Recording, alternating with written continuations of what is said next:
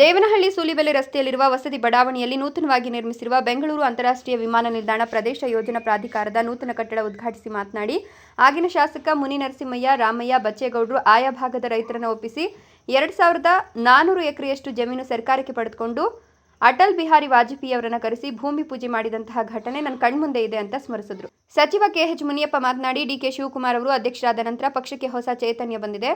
ಮುಖ್ಯಮಂತ್ರಿಗಳ ಬಳಿ 3-4 ಯೋಜನೆಗಳ ಮನವಿ ಮಾಡಲಾಗಿತ್ತು. ಬಹಳ ಮುಖ್ಯವಾದದ್ದು ಮೆಟ್ರೋ ದೇವನಹಳ್ಳಿಗೆ ವಿಸ್ತರಣೆ, ಕಾವೇರಿ ನೀರು ಹರಿಸೋದು. ದೇವನಹಳ್ಳಿ, ವಿಜಯಪುರ, ಅವಳಿ ಪುರಸಭೆಗಳಿಗೆ 100 ವರ್ಷ ಇತಿಹಾಸ ಇದೆ. ಯುಜಿಡಿ ಕಾಮಗಾರಿ ಆಗಬೇಕು. ಎತ್ತಿನಹೊಳೆ ಯೋಜನೆ ಪ್ರಗತಿಯಲ್ಲಿದ್ದು ಬೆಂಗಳೂರು ಗ್ರಾಮಾಂತರ, ಕೋಲಾರ ಮತ್ತು ಚಿಕ್ಕಬಳ್ಳಾಪುರ ಜಿಲ್ಲೆಗಳಿಗೂ ಹರಿಸಬೇಕಿದೆ.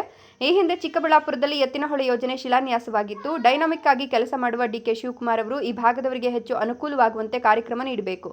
ಬಯಪ ಕೆಲಸ ಕಾರ್ಯಗಳಿಗೆ ಅನುಮತಿಯನ್ನು ನೀಡಬೇಕು ಅಂತ ಮನವಿ ಮಾಡಿ ಒತ್ತಾಯಿಸಿದರು. ಹೈದರ್ ಸಾಬ್, ದೇವನಹಳ್ಳಿ, ರಾಯಲ್ಸ್ ಕನ್ನಡ. ಮಾನ್ಯ ಮುಖ್ಯಮಂತ್ರಿಗಳು ಸನ್ಮಾನ್ಯ ಶ್ರೀ ಡಿಕೆ ಶಿವಕುಮಾರ್ ಅವರ ಅಮೃತ ಹಸ್ತದೊಂದಿಗೆ ಅವರ ಜೊತೆಯಲ್ಲಿ ನಮ್ಮೊಂದಿಗಿದ್ದಾರೆ ಶ್ರೀ ಕೆಎಚ್ ಮುನಿಯಪ್ಪ ಅವರು, ಮಾನ್ಯ ಸಚಿವರು.